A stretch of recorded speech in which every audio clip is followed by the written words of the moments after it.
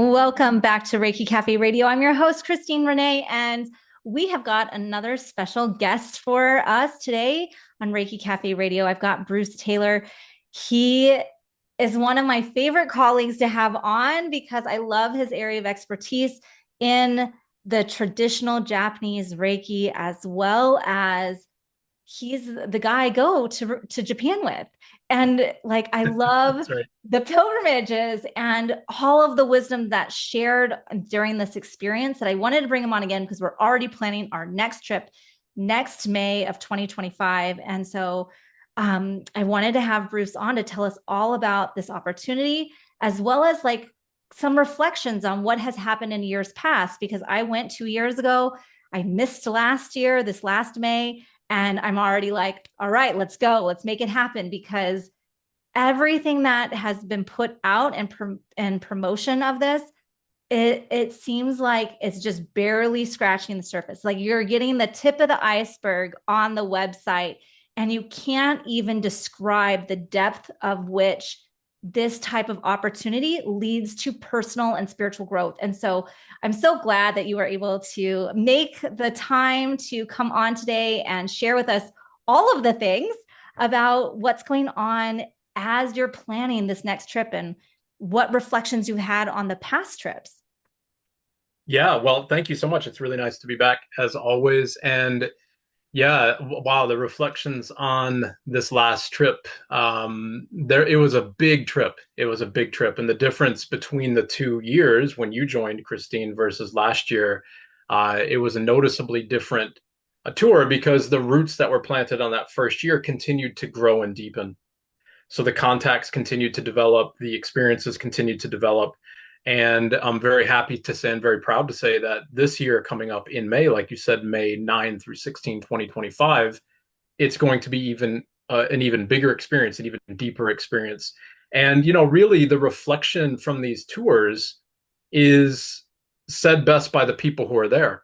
Things like life-changing experiences, a window into Japan that nobody or very few people anyways ever get to have opportunities to meet people in the spiritual space, the religious space, the Reiki space that are pretty much off limits to the general public.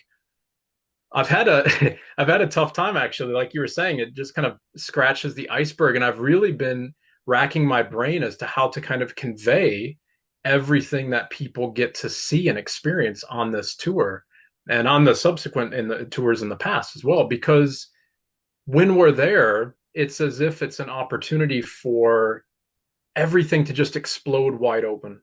Mm-hmm. What I see year in, year out on these tours is people arrive maybe with some healing that they want to do, or they want to deepen their Reiki experience and their understanding of the practice, or they simply want to see a cultural side of Japan or a spiritual side of Japan.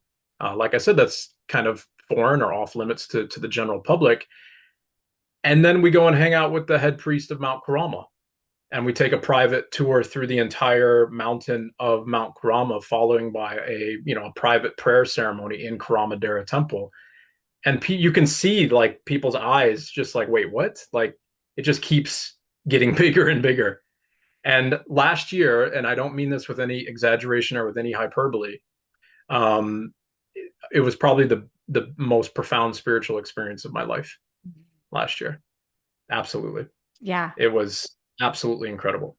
Well, and Yeah. even when I went in 2023, I felt the same thing. Like the very first temple that we went into, I was like, wow, that right there, that was worth it. That was Mhm. worth it. And then like 2 hours later, we'd have another profound experience of like, wow, that was worth it. And just kept getting better and better. And there was always these opportunities to deepen, and the richness of the experience is so hard to communicate because it hits on such a soul level.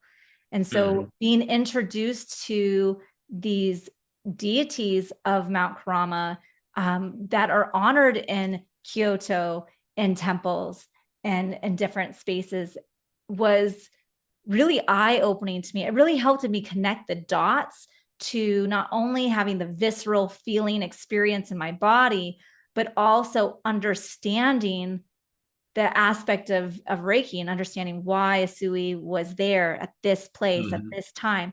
And so it helped me connect the dots. But then just like you're saying, like we're getting a look into these spiritual spaces that aren't open to the public. We're having these opportunities that aren't widely available. And so even if you're going for a cultural experience, it's a huge shift. It's It's like huge. you can finally, you're sitting in it rather than Yeah. observing it, you're in it. Yep. And that's what I really enjoyed about my experience in 2023. And I know it just kept getting better. I was so devastated that I couldn't make last May. I was like, there's no way.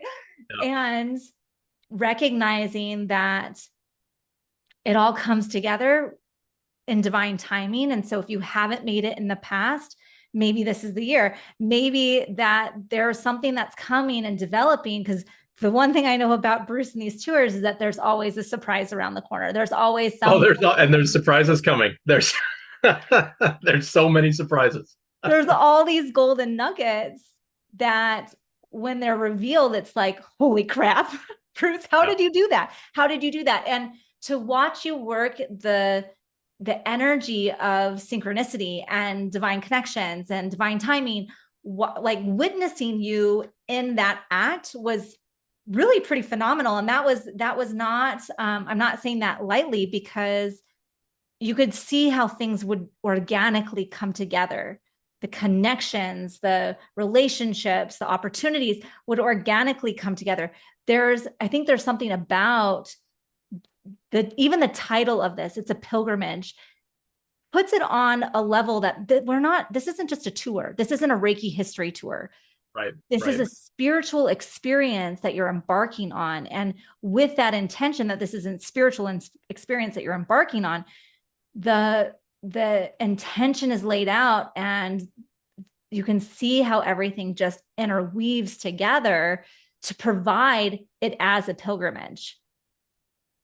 Yeah, that's a beautiful way to put it. Thank you. I really appreciate that it was that profound for you on your journey, and it's very nice to hear, because I spend, the better part of the year between these tours, if not the entire year, making the next tour even more profound. And it just kind of hit me that that's the way, like we can go to Japan, we could just rock up to Japan and see it as a tourist. You can go to Mount Kurama whenever you want. That's fine.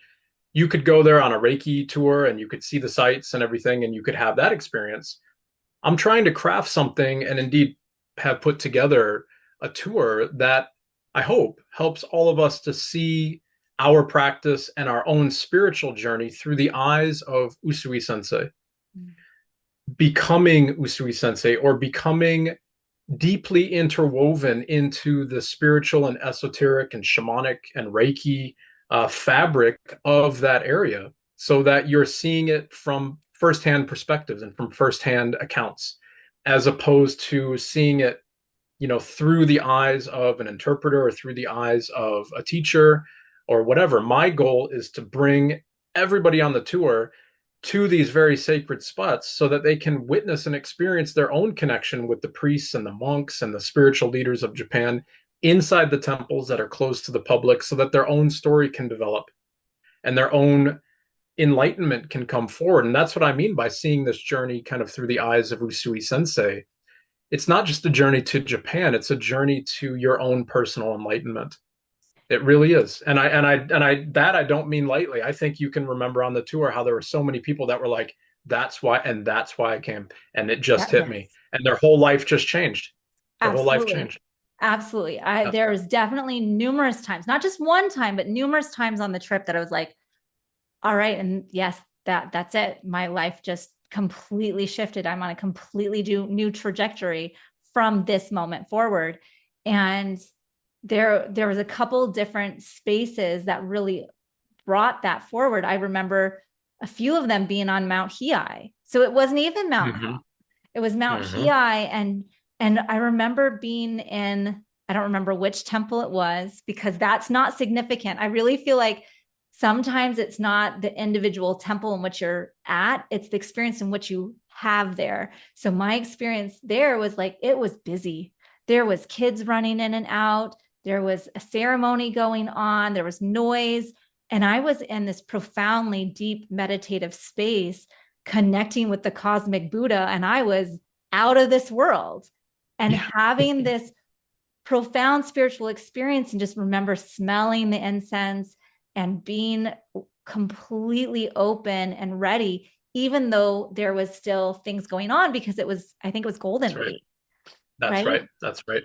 And to In be, that very experience that you're talking about, maybe you can, maybe you were still quite out of it, but I had to help bring a lot of people from that experience back into their bodies and back into their kind of awareness, because it was so profoundly moving, that experience on Mount Hiei, that they were just like that. I don't know what to say, Bruce. I don't know what to say. Like you said, you had me at day one. This is day five. yeah. Everything is different now. This is incredible. And it just And I kept, remember that moment very specifically with you. Yes. right? And we just keep pulling it back. And then you go into the next temple and it was under construction and they had these huge wooden beams, and I could feel the energy of, and the life force energy of those, Yep. the temple beams, the Yep. huge massive wood, and feel the energy to the whole point, like where my body was vibrating and I was starting to float away and being like, Yep. all Yep. right, Bruce, you got to get me out of this one because I'm going to float Yep. Yep. right out of my body again. Yep. And it was just so easy and in flow. Hmm. There for me, being my first big international travel in, over 2 decades, it was a safe place to land. It was a place where I knew I'd have all of my needs met. It was a place where I really trusted Bruce as the guide to not only cultivate opportunities for the visuals and to see things and have these experiences, but also to cultivate that spiritual awakenings, the spiritual opportunities, by him laying the groundwork. So I Mm. love the places where we would have speakers, or we'd have opportunities to experience whatever it was. I remember going to the archery thing, and like that was just some, like on a whim, like, hey, let's go check this Yeah. out. Right. Yeah. Yeah. And Yeah. just have and be in flow. And I was really grateful that oftentimes I chose to walk to locations, and because then I was really experienced the culture of the town and the people, and that's an opportunity as well. And then, after the pilgrimage, after we officially completed, I went south to the World Heritage Pilgrimage Trail, and it was such a different experience because I didn't have Mhm. a guide. I didn't have someone to walk into the temple with me and going, and notice this, and notice this. And now we're going to have a talk from this person. It felt empty in comparison. Mm. Yeah, that's Japan is a notoriously closed culture for this as well, right? So we can maybe, for those who are listening, if you've never been to Japan, there's a couple of points that you've just mentioned there that I'll highlight and speak on here very quickly as well. But I think the first point is the East, and in particular the Northeast of what I mean by that is like the Koreas and Japan and these types of parts of the world. They can be very, very insulated and very closed off to the outside world. So quite often when we from, the Americas or Europe or whatever, when foreigners travel to these countries, absolutely you'll be welcomed at the temples. It's not like people are shutting the door on tourists. Of course not. They're very kind, very gentle people, very, very kind.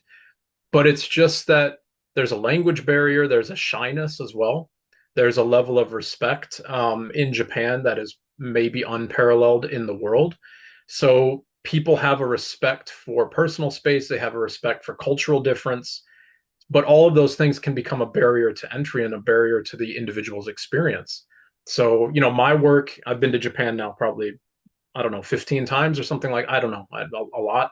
And my time there is all about laying these foundations, cultivating relationships with my friends and my colleagues in Japan, and my teachers, of course, most importantly in Japan, so that this experience can come forward, so that everybody on the tour very quickly and very efficiently circumnavigates all of those barriers that would have been there had they not been on the tour. And, some of those barriers start or the people who are sitting at home and and they have the same conversation that most people have when they've never left the country, like, well, it's a long way. Is it safe? How's the food? Am I going to feel out of place and all of that type of stuff? And I love what you were saying there because it really does highlight how easy Japan is to travel. There's zero crime. The food, the water, everything is perfectly safe. Everything is in English. Everybody is super helpful and very friendly to assist. And even if they can't assist you because they can't speak English with Google Translate, there's never a problem. And people will go out of your way. And then I'm meeting you right at the very beginning of the tour. And from there, you don't have to worry about anything. And I think that's the key because all of these things are already planned for you. Then the only thing that you have to concentrate on, you meaning the people who are obviously coming on the tour, is your own journey, your own spiritual and personal journey as this entire 8 day, 7 night experience unfolds. You don't have to worry about the food. You don't have to worry about the transport, all of that type of stuff I'm taking care of, right? And everything will be obviously planned out. So the only thing that the individuals have to do is rock up and walk towards their enlightenment. I love that. I love that. Yeah, and that's the way it felt. Like it was really reassuring knowing I was going to a safe country. And I live in a small town in Montana, and I felt safer in Japan than I do here, Yeah. which, you know, I think Japan is still the number one place for women to travel solo. Like it takes a level of safety to get that type of recognition. And so traveling in Japan with my food sensitivities, with my like nervous, anxious, because this was my first big travel, I felt totally welcome, totally safe, totally landed Mhm. in the experience. And I could probably safely say I was kind of the crybaby on the trip because I was so emotionally experiencing everything, like everything brought tears to my eyes. I was so grateful for every little piece of it, including the 7-Eleven breakfast, like, Oh my God, you know yes. what I I mean? can't wait. I I can't can't wait. wait. Like everything is so Yeah. fresh and like, and honestly, so cheap that I can't wait. And so right now the question is, well, can I stay longer? Like, how much longer can I flex my schedule to be there as long as possible? So even Mhm. after the trip, what do I want to see? What do I want to experience? Mhm. Mhm. And know that like that's an option because I know what the food costs and I know where the onsens are and I know that we can have these other additional pieces, but it's worth it. It's totally worth doing the tour so that you get the foundation of understanding the culture and understanding the spirituality and understanding this layer. And then if you stay longer, you already have your feet on the ground. Right. You figured out your Right. And favorite sushi shop. right.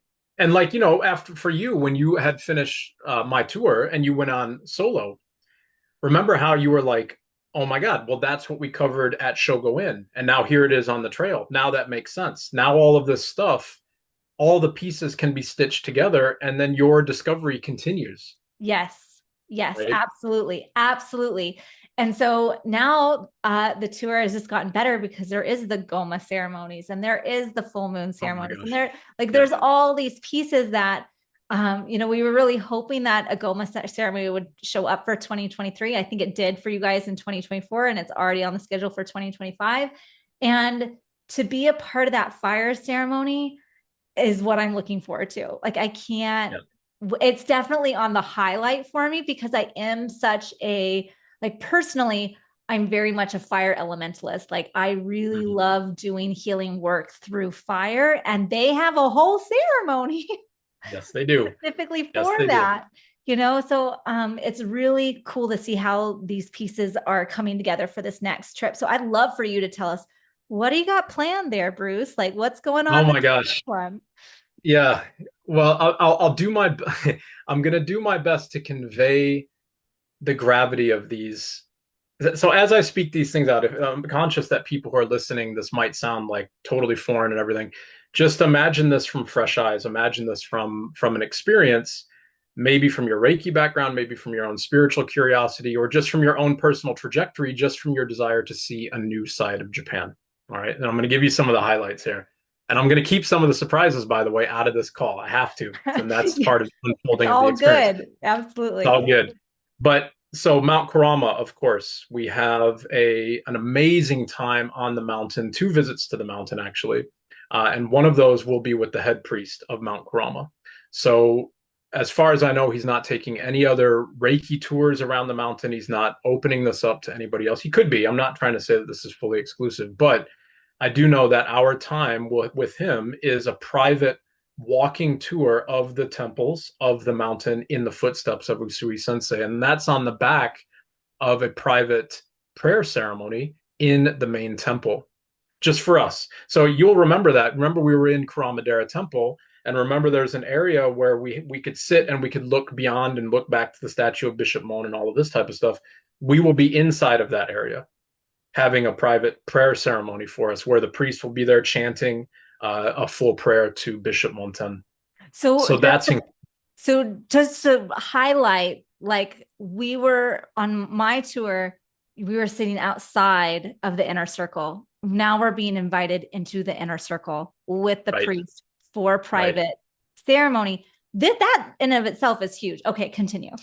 So that's amazing. And you'll remember the full moon ceremony as well on Mount Kurama. So we'll be back at that. And I'm still working on an aspect of this, so it could be a surprise. But that full moon ceremony is, well, you remember how moving it was for you. It's an experience that you just look around and you're like, wait, where am I? And how incredible is this thing that I'm experiencing right now?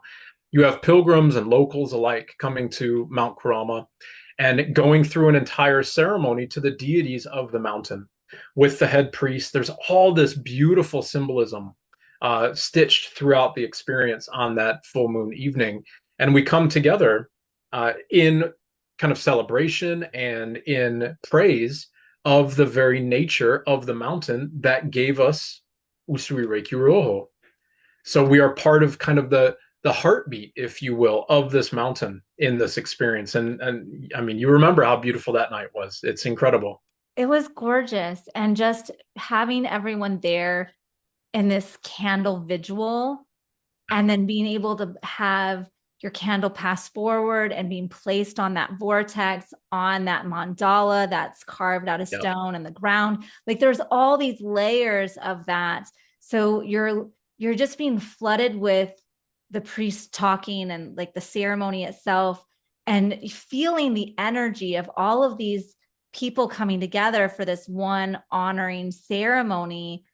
And once again, I was just kind of floating away.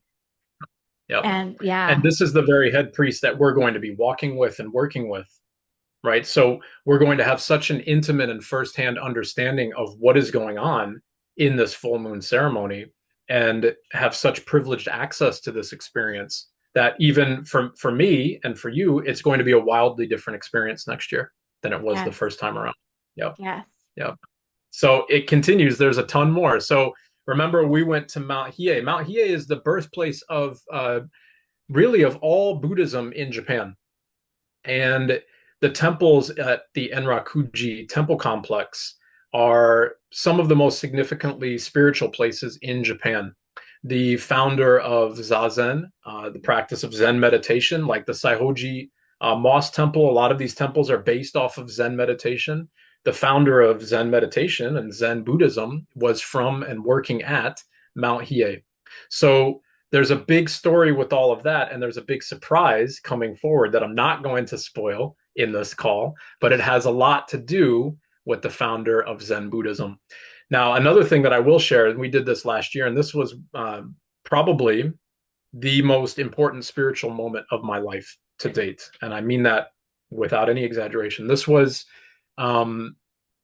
there's a temple, there's a smaller temple that is kind of secluded and down a mountain trail that is to the practice and worship of Fudo-Myo.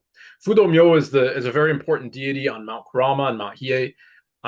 Long story short, he's a deity that we would turn to so that we can face our attachments and then work to purify ourselves. So he looks very wrathful, his fire and all this type of stuff, but indeed he's very gentle and very kind because it's essentially a way to help us see that we can walk through our own attachments. We can let go of our own resistances. And while we might think that that journey is scary and difficult and all of that, the kindness of Fudo-Myo actually shows us that it's not anything to be afraid of at all. And so there's priests and monks on the mountain that dedicate their entire life to the worship of Fudo-Myo. One of them we met last year, and this is the first time that I had met the Ajari Sama. Ajari Sama is they're the teacher monks of Mount Hiei, but more particularly, they are the individuals that have completed the Kaihogyo, which I know we've talked about many times. And the Kaihogyo, the link for all of this, and there's a lot of information on it. It's all in the tour website. But the Kaihogyo is probably the most awe-inspiring and insane feat of human endurance that I can think of. It's you circumnavigate the mountain 1,000 times in 7 years, which is like walking around the earth 1.5 times. If they, and this is crazy because we saw this last year. I asked the Achari Sama, I was like, so I heard that when you're going around the mountain these 1,000 times, if at any time you mess up, you can't make the circumnavigation, you kill yourself. But that must be like a metaphor, right? Like you must mean like you don't really do that, right? And he was just quiet and he just smiled and he opened up his robe a little bit and he pulled out the dagger and he's like, nope, we would. I was like, man. They're intense. They're so Yeah, super intense. But I love that. I love the way like his response was so gentle and was so like he was making jokes. Like this guy's revered as a living embodiment of Fudo-Myo. Like in Japan, they view him as like one of the highest living spiritual teachers in the entire country, hands down. And here we are, just a small group sitting in a private temple in a private room inside that temple with him. And he's just cracking jokes about how he'd have to kill himself if he messed up on the trail. It was amazing. This is what I'm looking forward to because I really developed a relationship with Fudo-Myo while I was in Japan, and I can't wait to strengthen that connection and deepen it. And so just that sounds phenomenal. Yeah, so it's like you are actually meeting Fudo-Myo. That's the incredible thing about it. And it didn't hit the gravity of this didn't hit me until so first off, we had a private audience with him where we were there for about an hour and a half and, getting information on the Kaihogyo and the religious practices and spiritual practices on Mount Hiei and all this. And I knew that we had a fire ceremony with him as well, but I didn't understand what was happening. Right. And the people that I work with in Japan, they looked at me and was like, now it's time for the Goma. And there was a twinkle in their eyes. And I was like, oh my God, something crazy is about to happen. So we went down to the Wisdom King Hall and walked in and sat in front of the altar. And then they just closed all the doors, all the blinds. And then he started the Goma. And it just hit me. I'm like, Ajari Sama is giving us a private Goma in the most sacred temple in the entirety of Japan. We're sitting right now with a living deity. And I'm like, this is amazing. Like everybody there, the interpreter who was there, everybody was like, I can't believe this. And then I've got chills everywhere. I do too. Like I feel it in my stomach. Like, oh my goodness. Yeah. Yeah. So then we're sitting there, and I'm chanting because this is on my YouTube site. And it's something that I do quite often is I chant a mantra to Fudo-Myo in Japanese. It's not hard at all. It's like 6 lines over and over and over again. And so that came and, I'm sitting there and I'm like, it's even making my voice shake right now to say it. I'm sitting there and I'm praying and I'm chanting this to Fudo-Myo and he's chanting it and we're all chanting together. And I'm like tears and out of the body and all this type of stuff. And then it calms down and there's a nun who's there, right? And she's like, okay, everybody now, please bow your head, close your eyes, bow your head in Gosho, close your eyes, because this is going to be very special. And I'm like, I don't know how it can get any more special than what's already happened, but no problem. So we bowed our head and closed our eyes.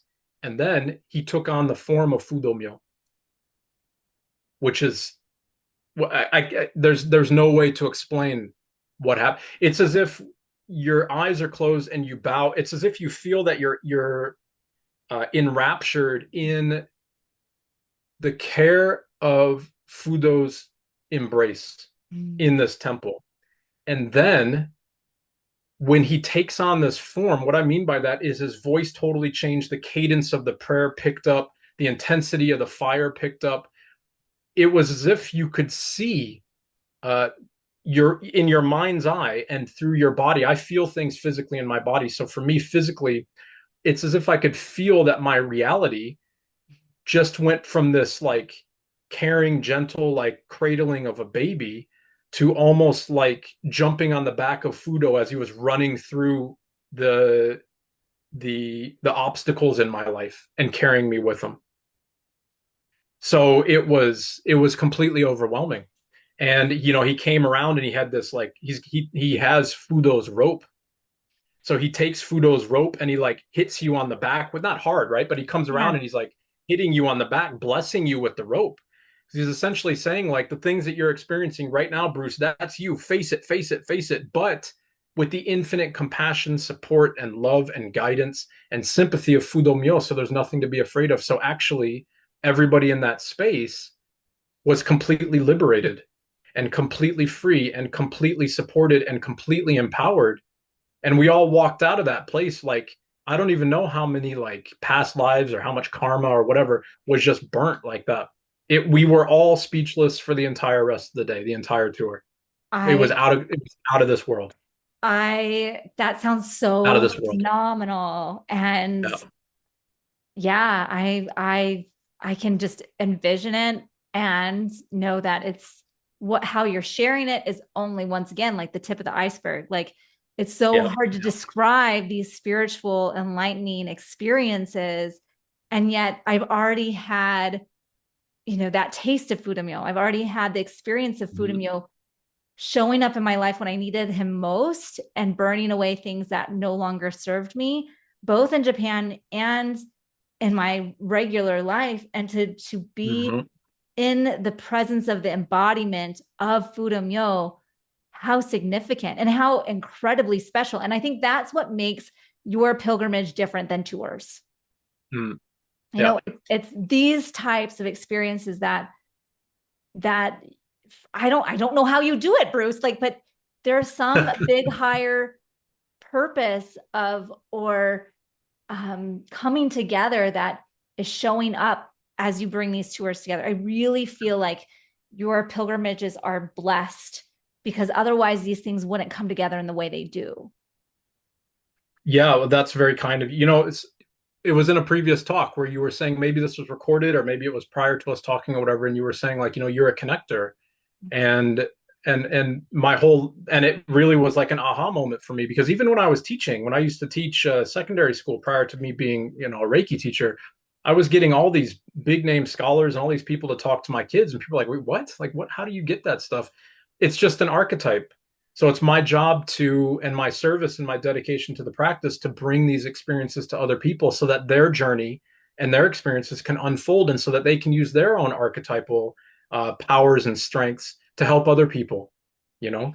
And yeah, it's such a beautiful thing to see. Sometimes I have to stand back and just smile and be like, yep, it's just all unfolding. Just one more amazing thing after the other is just unfolding. On Mount Hiei, by the way, which is where the time with Ajari Sama, who is kind of the embodiment of Fudo-Myo, there's two surprises that I'm not going to share. Two that are This going to take this place, is what and Bruce maybe even does. a third one.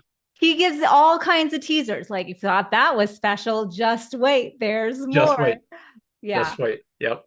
There could be three. I'm working on a third one to come as well. But deep, I'll put it this way: deeply impactful and meaningful between the connection of Mount Hiei, Mount Kurama, and Usui Reiki Roho.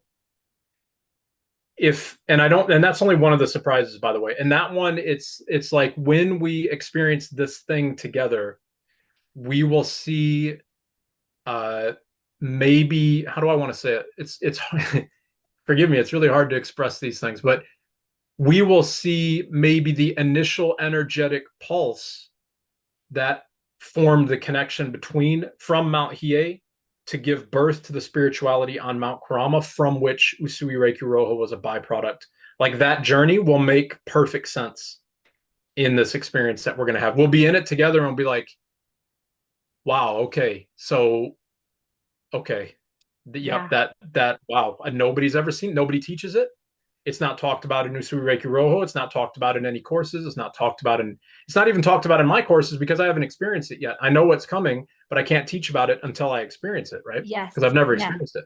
Yes. Yeah. And I think that was So, like a huge thing for me is like going to Japan, doing the pilgrimage, and being able to come home and teach from a new level.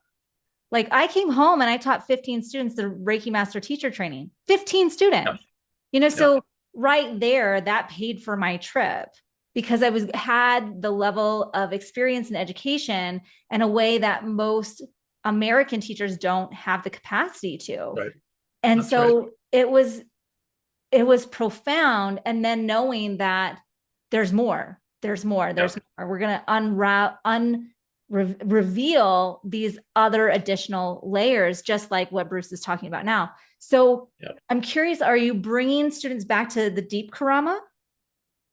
Yes, indeed. That's the point that I was just going to bring up as well, actually. The Deep Kurama area is, most tourists and most tourism with Mount Kurama stops at Mount Kurama. So this is about 30 kilometers or so, maybe 15, 18 miles, something like that outside of Kyoto, very easily reached by train and everything. And what people do, most tourists, most Reiki people, everybody who comes to that area, they go to the mountain, they walk up the mountain, they stop at Usugi Gongen, they maybe do a Reiki practice or whatever.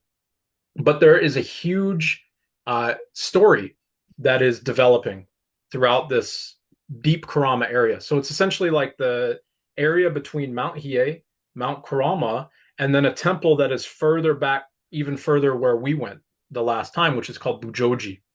And there's a big triangle of spiritual connectivity and energy and meaning here. And a lot of it has to do with the trails that are in the mountain and with the practices of Shugendo, for instance, the Kaihogyo, these types of things. And it gives a lot of understanding as to what Usui Sensei may have actually been looking at and trying to find during his 21 days on Mount Kurama. The general story is just at Usugi Gongen, fasting, and all these types of things. What I'm seeing and I hope I'm part of the kind of unfolding and developing of this new understanding of it is that the likely discussion here is that this is a spiritual triangle between the three areas. And Deep Kurama is kind of the heart of that triangle, if you will. So we will be back in Deep Kurama. We'll have a similar homestay to what you experienced, which is incredible. So this is a rural homestay in a beautiful old restored traditional farmhouse, a Japanese farmhouse. Well, you can explain it. How about you talk about it, your time in Deep Kurama? Well, that was this last one in 2024. And then 2023, we went and we had a meal at his house, Yep. but we didn't. Yep. And we did a blessing on a temple that had been restored. And there were old, 1,000-year-old sutra boxes that, the museums had been having an eye on to make it part of the collection. But there we had there was ceremony of the Buddhist temple keepers and profound. Like, once again, I was the crybaby, like everything just being on that land would bring tears to my eyes. And I didn't know what was happening. I think it was always so emotional and that I was deeply emotionally and spiritually impacted, but I couldn't put the words to why I felt the way I felt.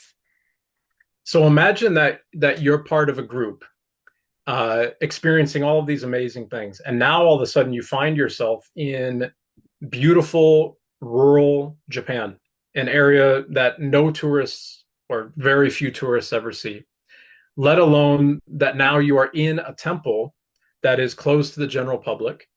And I'll share one surprise here. I'm going to share it because it makes sense for this story. In the area of Kurama Mountain and Deep Kurama, and one of them is actually at one of the temples at Mauden on Mount Kurama. There's all these sutra burial grounds. There's thousands of them, right? Most of them have been pillaged, and a lot of the material has either wound up in museums or maybe it's been lost or whatever. But there's a lot of material that is still there. The sutra burial grounds, very quickly, are these old sites where monks would go and they would write the Lotus Sutra, or they would put like the temple idols of maybe Bishop Mon or some of the local deities, and they were storing them for safekeeping so that these resources would be available when the prophecy of Buddhism is that the Maitreya Buddha will come back once Buddhism dies. It's pretty much if you're a Christian or you have a Christian background, think of it like the second coming of Christ without all the apocalypse stuff. Just like people kind of forgot their way, like they forgot what Christianity was. And so Christ is going to come back to help everybody see that path again. So this is what the Maitreya Buddha, the idea of it is that a figure will come back, an enlightened being will come back, and the sutra burial grounds will be there full of resources for the community to utilize, to be like, hey, remember, this is how it was. These are the threads that bind the story together, and you can find them. They've been in safekeeping for you all along. So this is most likely what Usui was doing, was going to all of these burial grounds, right? Now, what we are going to be doing, which is just incredible, this temple is like the heart of that triangle in many ways. And we will be the part of the first anniversary of the christening of a brand new sutra burial ground at that temple. So we will all be together. And this, I have to be fair, I have to confirm this one piece, but I think it's pretty well confirmed. That's why I'm saying it now. All of us together, we will be able to take our own individual rock and make it part of the sutra burial mound. So you'll have a part of it, I'll have a part of it, and we'll together collectively will restore a sutra mound, the first one that has been built this way in hundreds, if not perhaps 1,000 years. And it's revitalizing the understanding of everything that's happening in this area. And this information and this idea came up. This is insane. This came up because at that very temple, this is after you were there, actually, there was a storm. They were doing some flood work. There was some heavy rain and snow and stuff, and some erosion took place on the walls in the back. Remember when we walked back and they were like, "That's the oldest stone in Japan." That's, there's like a little shrine area back there. There was some erosion, and so they were doing stone works and everything to kind of prop up the wall. And as they were doing those works, out of the ground just emerged two statues of the Buddha. They just came out of the ground.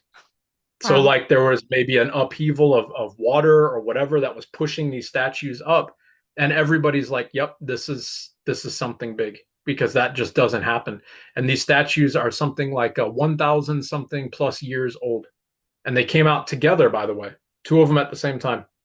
And they're on display at the temple. So from that story, we all got to thinking like, we've got to do something special here. And we need to figure out like, what is this grander narrative? And that's what I think that this tour is. It's at least from my perspective, it's a way to do my part to help bring this grander narrative to fruition and to help everybody who's coming on the tour to be a part of something deeply historic, transformative, and once in a lifetime. Absolutely. Like Yeah, that. It's just, and this is where I just keep coming back. It's just incredible how these opportunities keep presenting themselves and how you just weave them together.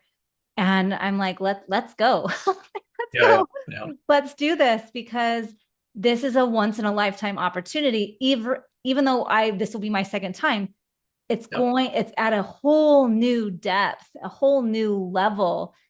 And they just keep getting better and better to match where we're ready for healing. Right. That's the beautiful way to put it. Because you see, like you came on the first one, and now you'll come on on this one coming up in 2025. Regardless of that year, for me as well, and for my wife who comes as well on the tours, every year it meets the people and myself and you and everybody else who is there. We come together for a reason. So, if these things are enticing to you, if it's an exciting idea and everything, don't put it off. The universe is calling you to be there for a very, very specific and very special reason. This is a cultural experience, a deeply interwoven spiritual experience. It's a transformative experience that, if the people who are listening to this, if you answer the call, you are going to be part of a story much bigger than just our Reiki practice, right? Much Yeah. bigger than just our understanding of Usui Reiki Roho or Mount Kurama or any of these things. We're going to be part of, well, I don't even know what it is. That's Yeah. something incredible. That's Something all I can say. incredible. And so, Yeah. as like, I will definitely be on this trip. So if we have a Reiki cafe like group within, like I just find that like, so myself, my aunt is coming. I have a lot of people who have whispered in my life that they want to join. And I'm my message to you is like, don't wait, Yeah. tell the universe what you want and put your money where your mouth is. Like, this is a once in a lifetime opportunity. And it was transformative and in a perfect time for me, that it offered me exactly what I needed. And my life radically shifted very quickly when I came home. Yeah. And I can't wait to see how my life will continue to unfold and deepen in my spiritual practice by going yet again. Yeah. And like, if I can wave my magic wand, I would be going every year, because that's how meaningful it has been for my spiritual practice, and how I've witnessed people in their healing journeys who have also taken the opportunity to do this, knowing that you have Bruce, you have myself, you have others who have a deeper level of understanding with the history, and we're going to be educating and supporting along the way, so that if you're like, I have no idea what this means, we have some really lovely table dinner conversations to kind of fill in the understanding as you need it, which you don't wouldn't get necessarily on a normal tour. It's not a tour. This is a Yeah. pilgrimage. Yeah, that's it. And there's two opportunities as well. I'm still waiting to confirm this. I think it's pretty well confirmed, but I'll be teaching 2 3-hour sessions. Of course, I'm teaching throughout all the tour, as you remember, but I'm working to get 2 blocks of 3-hour teaching in the temples at Mount Kurama. So that in and of itself is incredible as well. I haven't confirmed that one yet, but I think that that's going to be okay. But regardless if it's in the temple or not, there still is going to be dedicated time where we're sitting down and really going through everything that everybody is experiencing, so that, from a Reiki perspective or from a spiritual perspective, a shamanic perspective, an esoteric perspective, or even just a cultural perspective, all of those questions or ponderings or kind of seeming loose ends, all of those are tied together so that the next steps every individual takes, be it up the mountain or into a temple or whatever it might be, those are going to make that much more sense and it's going to be that much more profound. Yes, Yeah. absolutely.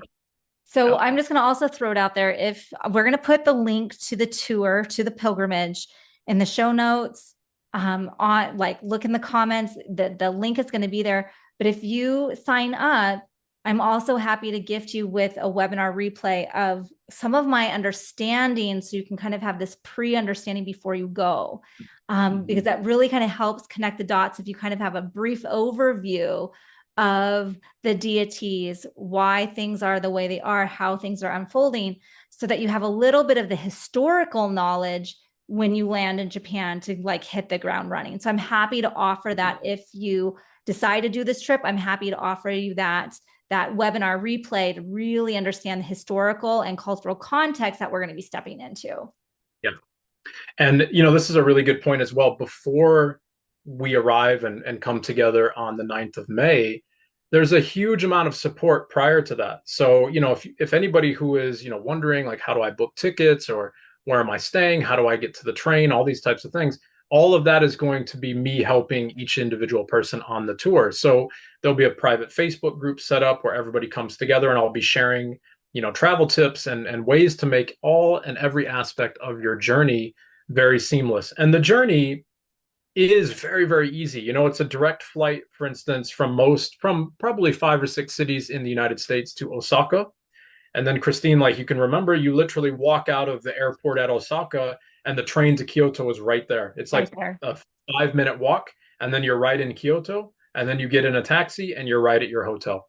So it's very, very easy. But I'm appreciative that, if people have never been to Japan, of course, it's going to seem daunting. And that's why, this is almost, what are we, like 8 9 10 months or whatever until the tour, and you're hearing about it right now. If you were to book and you already have questions, I'm already here to help you with all of those arrangements to make sure that there are no fears or worries or hiccups or anything like that along the way. Because, like you were saying before, when everybody arrives, it's a seamless experience.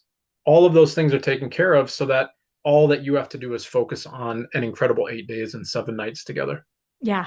Absolutely. Yeah. And it was really easy to land at an Airbnb and like find food, and like all of the things were a lot less stressful once I was there. I was like, oh, Yeah. oh, Yeah. this is so easy, and everyone is so kind. So there was numerous times I was like, I can't figure out the train system. And there was always a ticket master or someone who'd be like, this is how it works. Oh, Yeah. you Yeah. forgot to pay there. Here, you can pay over here. Like, we'll make it work for you. And Yeah. so the country itself, the people there, they enjoy tourists. They enjoy having foreigners visit because and they're just the kindest people. And so whether I was in Kyoto, whether I was south in the country, I was always met with kindness and welcoming energy. And so I just feel like this is someplace, like if I could, I would stay as for as long as I could. As you know, Yeah. like I'm just like, it's so Absolutely. good. Absolutely. And right now, you mentioned this earlier. It's a great point. The yen, the Japanese yen, I don't want to give an exact number because I don't know exactly what it is right now, but easily it's at the cheapest levels that it's been in probably 30 plus years. I was there 4 months ago now, something for the last tour. And meals out were like $5 Yeah. for a normal meal, $5 to $7 for a dinner. It can go higher than that, of course, but very, very cheap, right? And even cheaper than when we were there. And you're going to Yeah. notice a much cheaper kind of impact on your budget when you return just after 2 years. I think the prices are something like 25% lower in Yes. almost all the prices. Some of them are higher. Some, to be very clear, like the taxis have gone up in price because they have to pay wages and fuel and all that type of stuff. But the bus tickets and the food and all of those things, you're going to notice that they're about 25% cheaper than even when you were there in 2023. So it's a really, really affordable time, an incredible time to be there because it's so much cheaper than it was just 2 years ago. Yeah. You know, Yeah. And amazing. it was so easy to be like, oh, I can Yeah. get breakfast for $1. All right. That sounds Yeah. great. Yeah. Like, Exactly. and you Exactly. can choose at the level in which you want to spend once you're there. Like, I think the biggest expense was getting there, right? It's the air flight there, right? But Yeah. once you're there, it's like I stayed at an onsen afterwards, but it was a 8-course meal with all you can eat crab, plus the onsen, plus a stay for my father and myself, and a gorgeous suite, plus an all you can eat breakfast. And it was like $250 American a night. And that was before. That's incredible. This is not like that should have been dinner. Yeah. Yeah. For what you had, the quality that you had, yeah, that Yeah. would have been the same price. Yeah. Yeah. It was Yeah. amazing. And that was prices 2 years ago. Yeah. So I just once you're there, it seems like, oh, I just want to stay because it's easy and everything's in flow. And once the pilgrimage is complete, it's like you have the foundation to understand what you're seeing as you continue the journey. So Yes, absolutely. yeah. Absolutely. The time of year is going to be beautiful. We will not be there during Golden Week. So the tourist pressure is going to be lower. They're at altitude and in deep Kurama, there'll still most likely be cherry blossoms as well, which is going to be very beautiful. So, you can expect really comfortable temperatures, not too hot, not too cold. For anybody thinking about, is it really taxing? Is there, a lot of fitness needed and all these types of things? The most difficult thing is a climb up Mount Kurama, the hike up Mount Kurama, and you can take a cable car, you can take the funicular or whatever you want to call it, halfway up the mountain. So, is it taxing? It's not anything that, well, look, my teacher Inamoto, Hyakuten Inamoto, right? He's like 89 years old, and 2 years ago he was going up there every other day. Yeah. So it's something, and everybody on our tour, you remember there were people in 2023 that were like, there's no way I can't do it, I can't do it. And they can. It's not that difficult. It's just kind of going up a gradual incline and some steps, and you Yep. can go your own pace. You And can that's always do easily the hardest thing that we'll be doing on the tour. So there's no real mobility concerns or anything like that that anybody has to worry about. Yeah. Yeah. It's Yeah. so worth it. It's so worth Yeah. it. So thank you so much, Bruce, for sharing all of that. Now I'm even more excited because I've learned Yes. some secrets. Yes. Yes. And Yes. it's going to be amazing. You do such a phenomenal job pulling it all together. And so I just want to thank you for the opportunity I had in 2023. And I so look forward to 2025. Thank you very much. Thank Yes. you very much. Yeah, the itinerary that you'll be sharing, or the link that you'll be sharing has the full itinerary on it, which is right now a draft, but the things that are on there are what you can expect, and then it's building from there. So it's not like this is an idea of what's going to happen and then it's going to be pulled back. This is a baseline and it's only going to be going up from there. So, Yep, absolutely. Well, thank yeah. you. Thank you. You'll find all of the information in the show notes. And until next time, Bruce, thank you so much for being with us. Thank you, Christine. It's always a pleasure. Thank you so much, everybody, and hope to see you in Kyoto May 9th through 16, 2025.